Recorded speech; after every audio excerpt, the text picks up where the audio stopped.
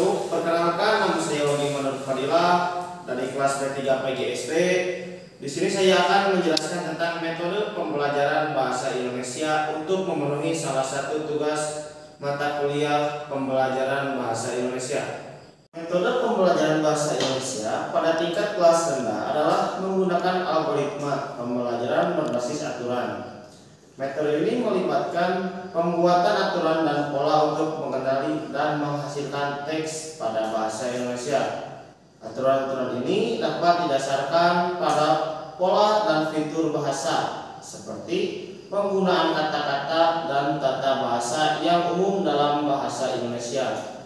Metode ini dapat digunakan untuk membangun model bahasa yang dapat menghasilkan teks dalam bahasa Indonesia, serta untuk memahami dan menganalisis teks dalam bahasa tersebut.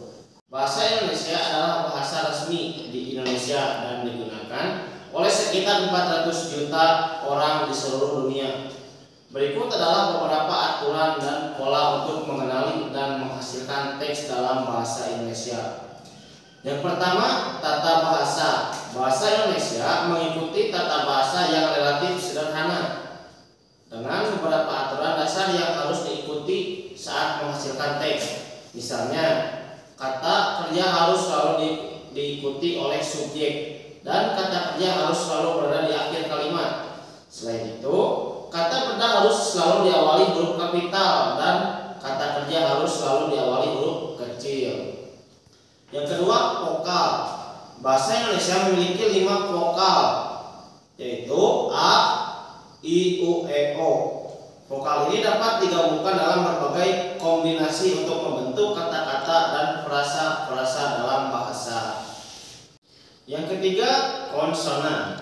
Bahasa Indonesia memiliki 14 konsonan, yaitu B, C, D, F, G, H, J, K, L, M, N, P, Q, dan R. Konsonan ini juga dapat digabungkan dalam berbagai kombinasi untuk membentuk kata-kata dan frasa dalam bahasa. Yang keempat, tanda baca. Bahasa Indonesia menggunakan tanda baca serupa dengan bahasa Inggris, termasuk koma, titik, titik koma, dan tanda kutip. Tanda baca ini digunakan untuk membagi kalimat, menggabungkan kalimat, dan menunjukkan blok teks yang berbeda dalam dokumen. Yang kelima, huruf.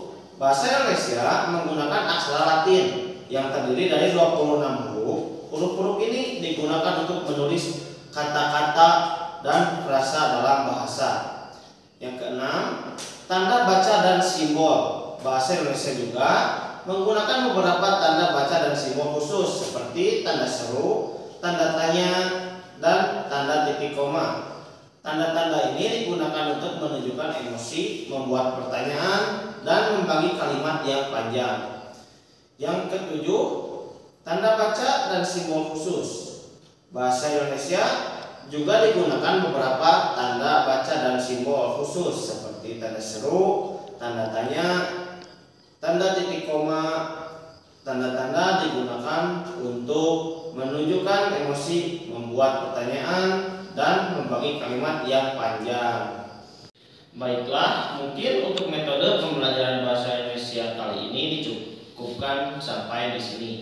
Mohon maaf apabila selama menyampaikan materi tadi terdapat kesalahan baik kata ataupun ucapan. Terima kasih dan semoga bermanfaat. Wassalamualaikum warahmatullahi wabarakatuh.